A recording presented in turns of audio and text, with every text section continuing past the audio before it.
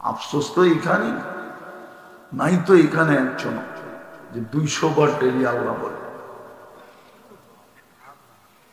রাগ হয়ে গেলে এক যুবকও নেই ডেলি মনের থেকে 10 বার আল্লাহ বলে,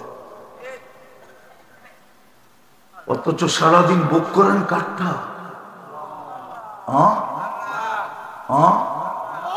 ও গ্রামের মানুষ, আপনাদের তো সেজদায় পড়ে থাকা উচিত 24 ঘন্টা। বিশ্বাস হয় না? প্রমাণ দিন। 2020-এ গুলশান বনানীর অ্যান্টিবডি চেক করার পরে গুলশানের পাশে তেজগাঁও বস্তিতে অ্যান্টিবডি যখন চেক করছে, তো গুলশান আলাদের ছিল 60 আর বস্তি আলাদের ছিল 75, 15 বেশি। কসম খোদা, নিয়ে আসেন গুলশান বনানী ধানমন্ডি, ওদের চেয়ে আপনাদের অ্যান্টিবডি বহুত বেশি হবে। না হবে না? মনে হয় সবাই মানতে চায় না। এটা রাগ হয়ে গেলেন গুলশান বনার কারণে? পেপার উঠে দেখেন না, আমি ভুল বলতেছি না, পেপারে আছে। এই যে আপনাকে অ্যান্টিবডি বেশি দিল, বলেন করোনার সময় না মাস্ক পরছেন? কিনলেও একটা 3 বছর চালাইছে, 3 বছর। একটা কিনছে জ্যাবে রাখছে, ঠিক না? হ্যাঁ, অথচ ওয়ান টাইম ইউজ এটা চলছে কয় বছর? 20, 21, 22, 3 বছর চলছে।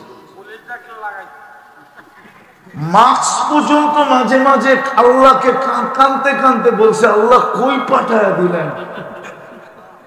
দুইলেও তো বসতাম, দইও তো না।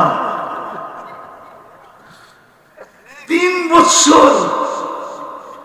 সাংবাদিক জিজ্ঞেলে কইছে, করোনা এত বড় বড় দেখা যায় টেলিভিশনে, নাকের ছিদ্র এত বড় না, এটা যাইব কোন দিক দিয়া? যদি মুখ দিয়া যায়, সারাদিনই তো পান বিড়ি সিগারেট খাই, কোন দিক দিয়ে যাইব? এত বড়টা যাইব বুঝবো না? অথচ 20 লক্ষ এক করলে 1 গ্রাম ওয়েট হয় না। কিন্তু টেলিভিশনে যে এত বড় দেখাইছে কাটা কাটা, মনে করছে এটা এত বড়, ঠিক না? এইভাবে তো করোনা পার হয়ে গেছে, ঠিক না?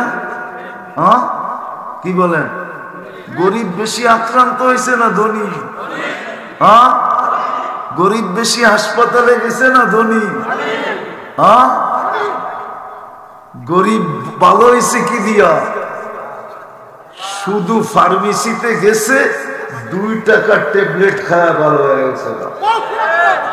আর ও ভেন্টিলেটরে পড়া ছিল, বিদেশ থেকে ডাক্তার আসছে, কামরায় ঢুকতে দেরি, ডাক্তারকে বলতে দেরি করে নাই, আমাকে স্বাভাবিক শ্বাস নিতে দাও, এন্টার কোম্পানি আমি তোমাদের নামে লেখা দিব, এটা পত্রিকায় লেখা আছে।